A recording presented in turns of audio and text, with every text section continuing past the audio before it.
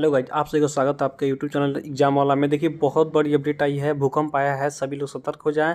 देखिए भूकंप कहाँ से आई है? नेपाल के काठमांडू से आई है भूकंप, जिसकी तीव्रता कितनी है? 5.9 अर्थक्वेक। देखिए estimate magnitude 5.9 earthquake 7 kilometre from पैंग नेपाल से स्टार्ट हुआ है और देखिए 11:32 पे आया है ये। तो आप लोग सतर्क हो जाइए, थोड़ी देर घर से बाहर रहिए ताकि आपको कोई दिक्कत ना हो पाए। मिलते हैं अगले वीडियो में, तब तक के लिए धन्यवाद।